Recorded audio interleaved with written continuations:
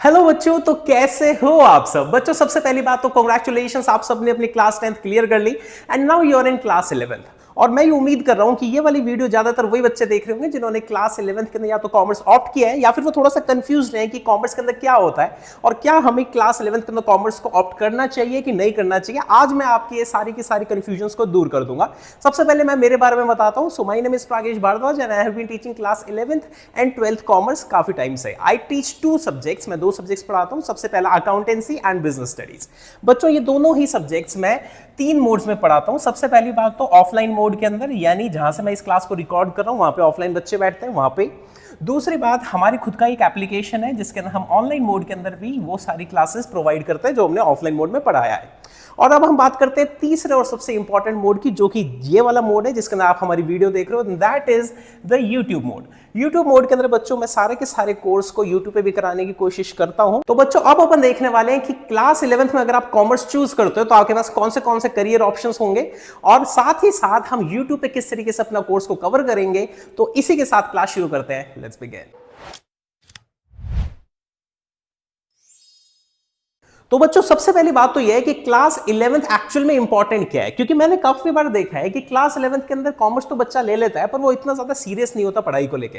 तो इसलिए बाद में दिक्कत आती है, खास करके 12th भी चलो दे के वो बच्चा पास कर लेगा, पर 12th के बाद जिस बच्चे ने क्लास 11th और 12th के कंसेप्ट अच्छे नहीं होते ना, वो कॉमर्स में अपना करियर नहीं बना पाता, आगे जाके बहुत ज्यादा प्रॉब्लम आती है।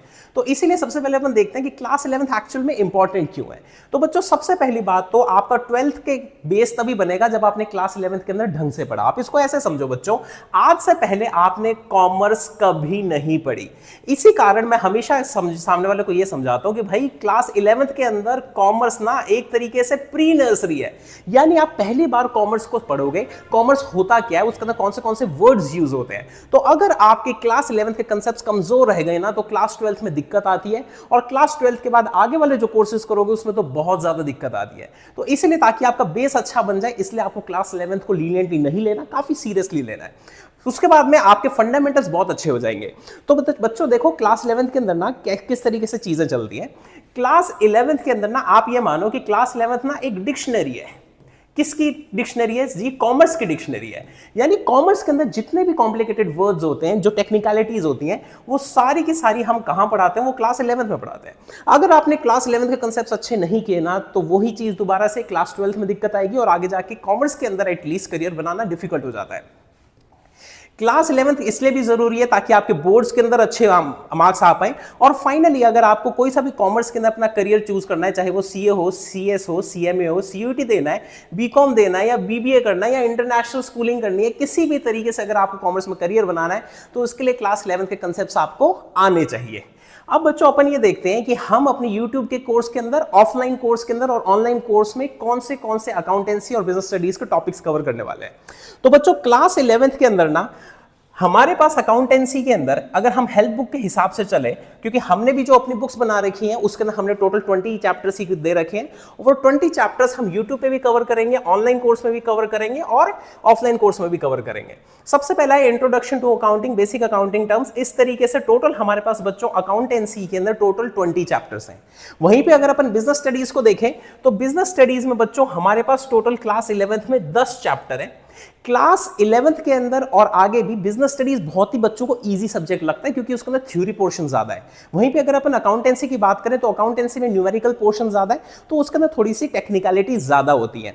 मैं अपना पर्सनल ओपिनियन बताऊं ना तो अकाउंट्स, बिजनेस और इकोनॉमिक्स तीनों के अंदर ही टेक्निकलिटीज हैं। अगर आप ढंग से पढ़ना चाहते हो ना तो आपको पता चलेगा कि तीनों के अंदर ही काफी ज्यादा कंसेप्चुअल अंडरस्टैंडिंग जरूरी है, तब ही आप अपने बोर्ड्स के अंदर अच्छे मार्क्स ले पाते हो। अब बच्चों बात कर लेते हैं कि हमारा कोर्स कब तक कंप्लीट हो जाएगा। तो बच्चों तीनों ही मोड के अंदर, एक ऑनलाइन मोड के अंदर यानी जो हमारे एप्लीकेशन है उसके ऊपर, या फिर अगर आप offline face to face read करते हो, हमसे पढ़ाई करते हो ऑफलाइन, या फिर अगर आप यूट्यूब के ऊपर हमसे पढ़ रहे हो, तो तीनों ही के अंदर ही आपका अक्टूबर एंड तक सिलेबस कंप्लीट हो जाएगा।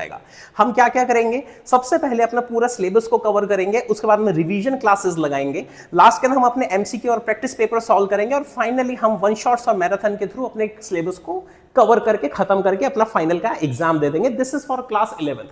क्लास 12 के अंदर हमारी थोड़ी सी स्टडी का अप्रोच डिफरेंट होता है क्योंकि हमें वहां पे बोर्ड्स को टारगेट करना होता है। अब बच्चों ये देखते हैं कि अगर आप हमसे पढ़ते हो चाहे किसी भी मोड पे, ऑनलाइन ऑफलाइन या यूट्यूब के अंदर, तो आपको क्या क्या फायदा होगा। सबसे पहली बात तो we focus heavily on concepts, क्योंकि कॉमर्स एक ऐसा सब्जेक्ट है जिसके अंदर अगर आप कंसेप्चुअल क्लैरिटी नहीं रखोगे, अगर आप क्रैमिंग करोगे तो कॉमर्स के अंदर क्रैमिंग का कोई यूज नहीं है। तो इसीलिए सबसे पहली बात तो आपको कंसेप्चुअल क्लैरिटी बहुत अच्छी मिल जाएगी, आपको प्रॉब्लम सॉल्विंग स्किल्स बहुत अच्छी हो जाती है क्योंकि आप अकाउंटेंसी के अंदर अलग अलग तरीके के क्वेश्चन सॉल्व करते हो, तो आपको पता लगता है you are now better in problem solving skills. Finally आपको लिखने की प्रैक्टिस बहुत अच्छी हो जाती है, चाहे वो इकोनॉमिक्स हो चाहे वो बिजनेस हो। एग्जाम के अंदर कॉन्फिडेंस आता है जब इतने सारे टेस्ट देते हैं, इतने सारे मैराथन्स लगाते हैं, एग्जाम के लिए कॉन्फिडेंस आता है and finally you will be better prepared to approach your class 12। Class 12 से अंदर, मन के अंदर से ना डर निकल जाएगा अगर आपने क्लास 11th में ढंग से पढ़ाई करी है तो बच्चों इसी के साथ I welcome you all in my offline, online and YouTube family. आप चाहे किसी भी मोड से पढ़े, we will do our best, बिल्कुल ढंग से पढ़ाई करना। अब स्लोली एंड ग्रेजुअली मेरी वीडियोस रोल आउट होना शुरू हो जाएंगे, I will be recording them और यूट्यूब पे मैं डालना शुरू कर दूंगा। तो इस चैनल को सब्सक्राइब कर दो और वीडियो को लाइक कर दो। और अगर कोई आपका फ्रेंड है जो यहाँ से पढ़ना चाहता है या ऑनलाइन या ऑफलाइन मोड के अंदर पढ़ना चाहता है, यू आर मोस्ट वेलकम। मैं एक बार अपना नंबर दे देता हूँ आपको, ताकि अगर आपको मेरे से बात करनी हो so you can contact me. My number is 8562013974। तो बच्चों अगर आपको किसी भी रिगार्डिंग कोई भी डाउट या क्वेरी है, you can WhatsApp me on this number. शायद कॉल उठ पाए, शायद कॉल ना उठ पाए, क्योंकि जनरली क्लासेस ही चल रही होती हैं सारा time. So give me a WhatsApp message, I will reply you back. मिलते हैं नेक्स्ट वीडियो में, बाय।